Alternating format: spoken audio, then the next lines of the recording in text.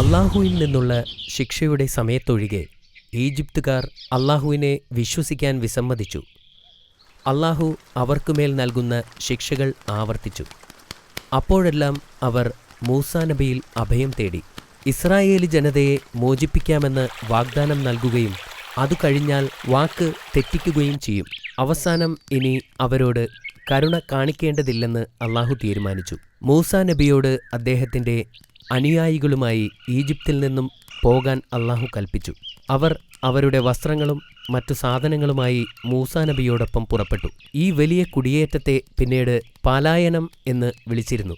രാത്രിയുടെ ഇരുട്ടിൽ പ്രവാചകൻ തൻ്റെ ജനത്തെ ചെങ്കടലിന് നേരെ നയിച്ചു. എന്നാൽ ഇസ്രായേല്യർ നഗരം വിട്ടതായി മനസ്സിലാക്കിയ ഫിർഔൻ കോപാകുലനായി. ഇസ്രായേല്യരെ പിന്തുടരാനും പിടിച്ചുകെട്ടാനും അവൻ ഒരു സൈന്യത്തെ വിളിച്ചുകൂട്ടി. അതിരാവിലെ ഇസ്രായേല്യർ ചെങ്കടലിൽ എത്തിയിരുന്നു. പ്രവാചകൻ തിരിഞ്ഞു നോക്കിയപ്പോൾ അവരുടെ അടുത്തേക്കെത്തിക്കൊണ്ടിരിക്കുന്ന സൈന്യത്തെ കണ്ടു. ഉടൻ തന്നെ അവർ പിടിക്കപ്പെടുമെന്ന് നബിക്ക് മനസ്സിലായി. മുന്നിൽ ചെങ്കടലും പിറകിൽ ഫിർഔന്റെ സൈന്യവുമായിരുന്നു. ഭയവും ഭീതിയും ജനങ്ങളിൽ പടരാൻ തുടങ്ങി. മൂസാ നബി അലൈഹിസ്സലാം കടലിൻ്റെ അടുത്തേക്ക് നടന്നു ദൂരേക്ക് നോക്കി. അപ്പോൾ യൂഷാഹ് അലൈഹിസ്സലാം മൂസാ നബിയോട് ചോദിച്ചു, നമ്മുടെ മുൻപിൽ ഈ വലിയ കടൽ തടസ്സമായി നിൽക്കുന്നു. പുറകിൽ ശത്രുക്കൾ അടുത്തെത്താറായി. തീർച്ചയായും മരണം ഒഴിവാക്കാനാവില്ല. എന്നാൽ പ്രവാചകൻ പരിഭ്രാന്തനായില്ല. അദ്ദേഹം നിശബ്ദനായി. ഇസ്രായേൽ ജനതയെ മോചിപ്പിക്കാമെന്ന തൻ്റെ വാഗ്ദാനത്തിൽ ഉറച്ച് അല്ലാഹുവിൻ്റെ കൽപ്പനയ്ക്കായി അദ്ദേഹം കാത്തുനിന്നു.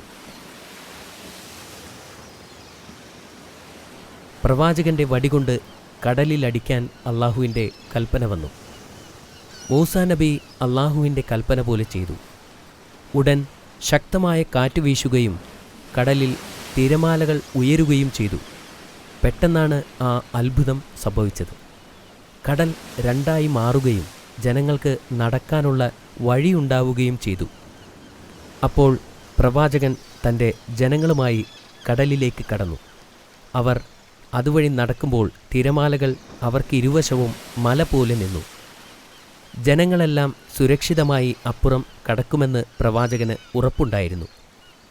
പ്രവാചകൻ തിരിഞ്ഞു നോക്കിയപ്പോൾ ഫിർഔനും അയാളുടെ സൈന്യവും അടുത്തുവരുന്നത് കണ്ടു. ഫിർഔനും അവൻ്റെ സൈന്യവും ഈ അത്ഭുതം കണ്ടു. എന്നാൽ ഫിർഔൻ ഈ അത്ഭുതം തൻ്റെ കഴിവുകൊണ്ടാണെന്ന് വരുത്തി തീർക്കാൻ ആഗ്രഹിച്ചു. അതുകൊണ്ട് അവൻ തൻ്റെ ആളുകളോട് വിളിച്ചു പറഞ്ഞു, നോക്കൂ, എൻ്റെ ആജ്ഞപ്രകാരം കടൽ തുറന്നിരിക്കുന്നു.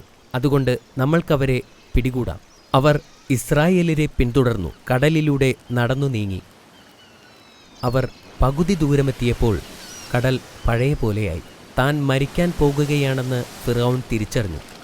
അല്ലാഹു അല്ലാതെ മറ്റൊരു ദൈവമില്ലെന്ന് ഞാൻ വിശ്വസിച്ചിരിക്കുന്നു.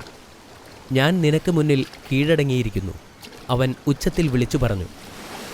എന്നാൽ വളരെ വൈകിപ്പോയിരുന്നു. അതോടെ ഫിർഔന്റെ ദുർഭരണം അവസാനിച്ചു.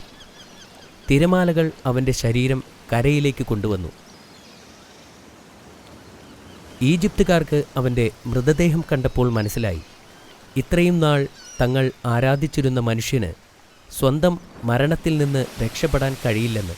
അതൊരു ദൈവമല്ലായിരുന്നു എന്ന് അവരിപ്പോൾ തിരിച്ചറിഞ്ഞു. അല്ലാഹു ഇസ്രായേൽ ജനതയോട് കരുണ കാണിക്കുകയും അവരെ സുരക്ഷിതമായി ഈജിപ്തിൽ നിന്ന് പുറത്തെത്തിക്കുകയും ചെയ്തു. മരുഭൂമിയിലൂടെ കുറച്ച് ദിവസം നടന്നപ്പോൾ അവർക്ക് ദാഹിക്കാൻ തുടങ്ങി. അപ്പോൾ പ്രവാചകനോട് തൻ്റെ വടിവച്ച് പാറയിലടിക്കാൻ അല്ലാഹു കൽപ്പിച്ചു. എന്തൊരത്ഭുതം! പാറയിൽ നിന്നും 12 നീരുറവകൾ വന്നു. ഓരോ നീരുറവയും 12 വ്യത്യസ്ത ഗോത്രക്കാർക്ക് വേണ്ടിയുള്ളതാണ്. വെള്ളം പങ്കുവയ്ക്കുന്നതിൽ യാതൊരു തർക്കവും ഉണ്ടാവാതിരിക്കാൻ വേണ്ടിയാണ് അല്ലാഹു ഇങ്ങനെ ചെയ്തത്.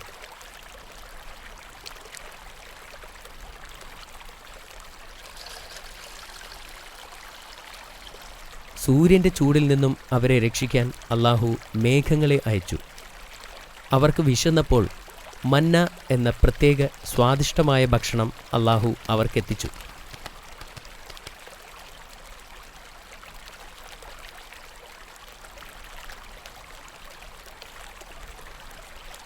എന്നിട്ടും അള്ളാഹുവിൻ്റെ ഔദാര്യത്തിൽ പലരും പ്രവാചകനോട് പരാതി പറഞ്ഞു. മൂസാ നബി ജനങ്ങളെ ശകാരിക്കുകയും അടിമത്വത്തിൽ നിന്ന് ഇപ്പോൾ മോചിപ്പിക്കപ്പെട്ടിട്ടേയുള്ളൂ എന്ന് ഓർമ്മിപ്പിക്കുകയും ചെയ്തു. അതിൽ സന്തോഷിക്കാനും അള്ളാഹുവിൻ്റെ ഔദാര്യത്തിന് നന്ദി പറയാനും ആവശ്യപ്പെട്ടു. ഇസ്രായേല്യർ മന്ന ഭക്ഷണം കഴിച്ച് മടുക്കുകയും യാത്ര ചെയ്ത് ക്ഷീണിക്കുകയും ചെയ്തിരുന്നു. യഥാർത്ഥത്തിൽ കനാൻ എന്നു പേരുള്ള ഒരു സ്ഥലമുണ്ടോ എന്ന് അവർ അത്ഭുതപ്പെട്ടു. എവിടേക്കാണ് പോകേണ്ടത് എന്നറിയാതെ ജനങ്ങൾ ദിവസങ്ങളോളം മരുഭൂമിയിലൂടെ സഞ്ചരിച്ചു. ഒടുവിലവർ സീനായിൽ പ്രവേശിച്ചു. ഈജിപ്തിലേക്ക് പോകുന്നതിന് മുമ്പ് ദൈവത്തോട് സംസാരിച്ച സ്ഥലമായിരുന്നു ഇതെന്ന് നബിക്ക് മനസ്സിലായി. മൂസാ നബി അലൈഹിസ്സലാം ആ പർവ്വതത്തിലേക്ക് കയറാൻ തീരുമാനിച്ചു. അദ്ദേഹം വരുന്നതുവരെ ജനങ്ങളുടെ ഉത്തരവാദിത്വം സഹോദരൻ ഹാറൂനിനെ ഏൽപ്പിച്ചു. എന്നാൽ മല കയറുന്നതിന് മുമ്പ് 30 ദിവസം നോമ്പെടുക്കാൻ അള്ളാഹു പ്രവാചകനോട് കൽപ്പിച്ചു. 30-ാം ദിവസം വീണ്ടും 10 ദിവസം കൂടി നോമ്പെടുക്കാൻ അള്ളാഹു കൽപ്പിച്ചു. ഉപവാസം പൂർത്തിയായപ്പോൾ ഒരിക്കൽ കൂടി അള്ളാഹുവിനോട് സംസാരിക്കാൻ പ്രവാചകൻ തയ്യാറായി. പിന്നെ അദ്ദേഹം മല കയറാൻ തുടങ്ങി. മലകയറ്റം വളരെ പ്രയാസമേറിയതായിരുന്നു. അദ്ദേഹം മലമുകളിലെത്തിയപ്പോൾ അള്ളാഹു അദ്ദേഹത്തിന് 2 ചെറുഗ്രന്ഥങ്ങൾ കൊടുത്തു. ഇസ്രായേലരെ ഭരിക്കാനുള്ള പ്രത്യേക നിയമങ്ങൾ എഴുതപ്പെട്ടതായിരുന്നു അത്. മൂസാ നബി പോയിട്ട് 40 ദിവസങ്ങളായി. ജനങ്ങൾ അക്ഷമരായി. അവർക്കിടയിൽ നിന്നും സമീരി എന്നു പേരുള്ള തിന്മയിലേക്ക് കൂടുതൽ ചായ്വുള്ള ഒരാൾ വന്നു. പ്രവാചകൻ അവരെ വിട്ടു പോകുമെന്നും അതുകൊണ്ട് അവരെ നയിക്കാൻ മറ്റൊരാൾ വേണമെന്നും നിർദ്ദേശിച്ചു. ശരിയായ മാർഗനിർദ്ദേശം നൽകാൻ യഥാർത്ഥ ദൈവം നിങ്ങൾക്കുണ്ടാകണം. അവൻ ഇസ്രായേലരോട് വിളിച്ചു പറഞ്ഞു, ഞാൻ നിങ്ങളെ സഹായിക്കാം. ആദ്യം അവരുടെ ആഭരണങ്ങളെല്ലാം ശേഖരിച്ചു. നിലത്ത് ഒരു കുഴി കുഴിച്ചു. അതിൽ ആഭരണങ്ങളിട്ട് അവൻ തീ കത്തിച്ചു. അതിൽ നിന്നൊരു പ്രതിമയും ഉണ്ടാക്കി.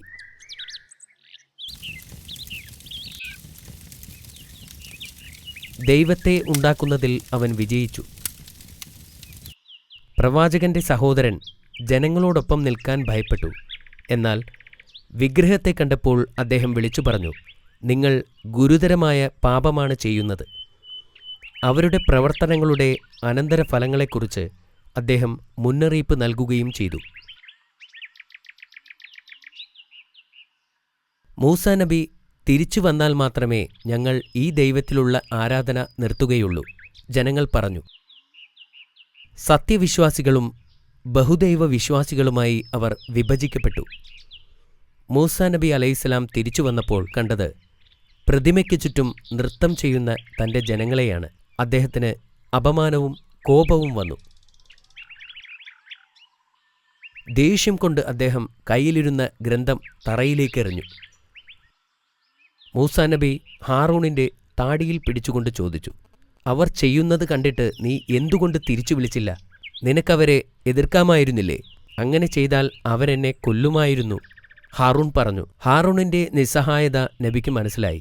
അദ്ദേഹം സ്ഥിതിഗതികൾ ശാന്തമായും ബുദ്ധിപരമായും കൈകാര്യം ചെയ്യാൻ തുടങ്ങി. മൂസാ നബി സമീരിയോട് പറഞ്ഞു, നിങ്ങൾ ഇവിടെ നിന്ന് പോവുക. നിങ്ങളുടെ ജീവിതം നിങ്ങൾ ഒറ്റയ്ക്ക് ജീവിക്കുക. പ്രവാചകൻ അയാളെ പറഞ്ഞുവിട്ടു. വിഗ്രഹത്തെ ആരാധിച്ചതിന് അവർക്ക് അള്ളാഹു ശിക്ഷ നൽകാൻ പോവുകയാണെന്ന് പ്രവാചകൻ അറിയാമായിരുന്നു. അദ്ദേഹം ഓരോ ഗോത്രത്തിൽ നിന്ന് മുതിർന്ന 70 പേരെ തിരഞ്ഞെടുത്തു. എന്നിട്ട് അള്ളാഹുവിനെ വഴിപ്പെടാനും ചെയ്ത തെറ്റിൽ ഖേദിക്കുവാനും ആവശ്യപ്പെട്ടു. എന്നിട്ട് അവരെയും കൂട്ടി സീനായി പർവ്വതത്തിലേക്ക് കയറി. മലയുടെ മുകളിലെത്തിയപ്പോൾ അവരോട് അവിടെ നിൽക്കാൻ പറഞ്ഞിട്ട് അദ്ദേഹം മുന്നോട്ടു പോയി. അവിടെ അദ്ദേഹം അള്ളാഹുവുമായി സംസാരിക്കാൻ തുടങ്ങി. അവർക്ക് മൂസാ നബി സംസാരിക്കുന്നത് കേൾക്കാൻ കഴിയാമായിരുന്നു, പക്ഷേ കാണാൻ കഴിയില്ലായിരുന്നു. പ്രവാചകൻ തിരിച്ചു വന്നപ്പോൾ അവർ നബിയോട് പറഞ്ഞു, മൂസ, ഞങ്ങൾ അല്ലാഹുവിനെ കാണുന്നതുവരെ ഒരിക്കലും നിന്നെ വിശ്വസിക്കില്ല. അവരുടെ ധിക്കാരപരമായ ആവശ്യം കാരണം അല്ലാഹു അവർക്കുമേൽ ഇടിമുഴക്കവും ഭൂകമ്പവും അയക്കുകയും അവരെല്ലാം ഉടനടി കൊല്ലപ്പെടുകയും ചെയ്തു. മലയുടെ താഴെ നിൽക്കുന്ന ഇസ്രായേൽ ജനതയോട് എന്തു പറയണമെന്നോർത്ത് പ്രവാചകൻ വളരെ ദുഃഖിതനായിരുന്നു. മരിച്ചവരോട് പൊറത്തു കൊടുക്കാൻ വേണ്ടി അദ്ദേഹം അല്ലാഹുവിനോട് പ്രാർത്ഥിച്ചു. അല്ലാഹു അദ്ദേഹത്തിൻ്റെ പ്രാർത്ഥന കേൾക്കുകയും മരിച്ചുപോയ ആ ആളുകളെ ഉയർത്തെഴുന്നേൽപ്പിക്കുകയും ചെയ്തു.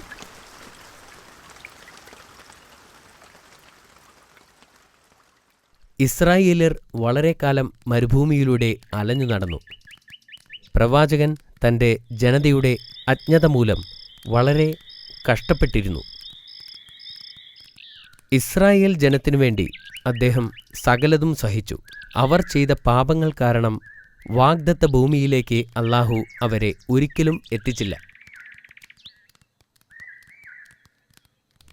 മരുഭൂമിയിലെ അലച്ചിലിനിടയിൽ കുറച്ചു വർഷങ്ങൾ കഴിഞ്ഞ് ഹാറൂൺ നബി അലൈഹിസ്സലാം വഫാത്തായി. മൂസാ നബിയുടെ മരണസമയമെത്തിയപ്പോൾ അല്ലാഹു മലക്കിനെ പ്രവാചകന്റെ അടുത്തേക്ക് അയച്ചു. മലക്ക് നബിയുടെ അടുത്തെത്തിയപ്പോൾ അദ്ദേഹം വിസമ്മതിച്ചു. മലക്ക് അല്ലാഹുവിൻ്റെ അടുത്തേക്ക് മടങ്ങിപ്പോയി ചോദിച്ചു, മരിക്കാനിഷ്ടമില്ലാത്ത ഒരടിമയെ വിളിക്കാനാണോ എന്നെ അയച്ചത്? അല്ലാഹു മലക്കിനോട് പ്രവാചകന്റെ അടുത്തേക്ക് മടങ്ങിപ്പോകാൻ പറഞ്ഞു. എന്നിട്ട് അദ്ദേഹത്തോട് ഒരു കാളയുടെ പുറകിൽ കൈവയ്ക്കാനും അദ്ദേഹത്തിൻ്റെ കയ്യിൽ പറ്റിയിരിക്കുന്ന രോമങ്ങളിൽ ഓരോ രോമത്തിനും ഓരോ വർഷം വീതം ജീവൻ അനുവദിച്ചിരിക്കുന്നു എന്നും പറയാൻ പറഞ്ഞു. മലക്ക് നബിയുടെ അടുത്തു ചെന്ന് അല്ലാഹുവിൻ്റെ സന്ദേശം അറിയിച്ചു. അതിനുശേഷം എന്തു സംഭവിക്കും? പ്രവാചകൻ ചോദിച്ചു. മരണം, മലക്ക് പറഞ്ഞു. എന്നാൽ അതിപ്പോൾ തന്നെ ആവട്ടെ, അദ്ദേഹം മറുപടി പറഞ്ഞു. പുണ്യഭൂമിക്ക് അടുത്തുവച്ച് മരിക്കാൻ അനുവദിക്കണമെന്ന് പ്രവാചകൻ അല്ലാഹുവിനോട് അപേക്ഷിച്ചു. അല്ലാഹു അദ്ദേഹത്തിൻ്റെ ആവശ്യം അംഗീകരിച്ചു. ഇതിനുശേഷം കുറച്ചു കഴിഞ്ഞ് അദ്ദേഹം വഫാത്തായി. അല്ലാഹുവിനോട് നേരിട്ട് സംസാരിച്ച പ്രവാചകനായിരുന്നു മൂസാ നബി അലൈഹിസ്സലാം. മാഷാ അല്ലാ, ഇത് വളരെ നല്ല കഥയായിരുന്നു. മൂസാ നബിയുടെ കഥ നിനക്ക് വളരെയധികം പ്രചോദനമായിരുന്നു അല്ലേ?